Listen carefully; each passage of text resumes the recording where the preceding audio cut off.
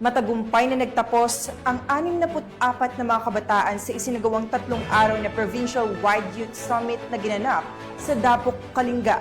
Alamin ang mga naging kaganapan mula kay Patrolwoman Jezebel Muyao.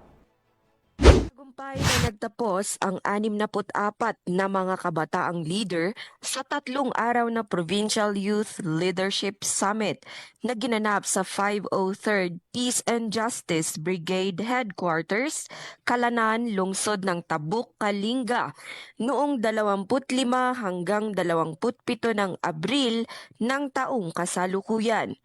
Pinangasiwaan ang summit ng Cordillera Youth Brigade kasama ang 1st Kalinga PMFC, 503rd Brigade, 103rd Infantry Battalion ng Philippine Army, katuwang ang Provincial Local Government Unit ng Kalinga, Philippine Red Cross Kalinga Chapter, at iba't ibang mga katuwang na organisasyon. Ang summit ay dinaluhan ng mga miyembro ng KKDOT, mga leader kabataan ng komunidad at mga estudyante mula sa iba't ibang bayan ng Kalinga at ng lungsod ng Tabuk na may temang pamumuno sa gitna ng kawalan ng kasiguruhan, muling pagbuhay ng partisipasyon ng kabataan sa pagtataguyod ng kapayapaan sa pamamagitan ng servant leadership, panlipunang epekto at demokratikong pakikilahok upang makamit ang nagkakaisang One Young World.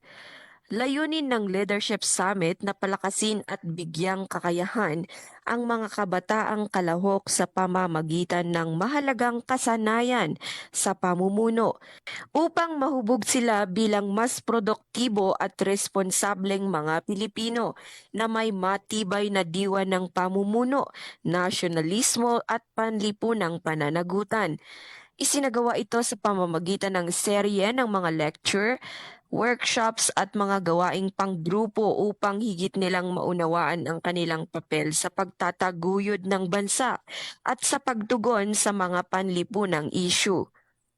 Ang matagumpay na pagtatapos ng summit ay nagpapakita ng matatag na pangako ng kabataang Kalinga sa pag-unlad at pagpapatuloy ng makabuluhang pagbabago.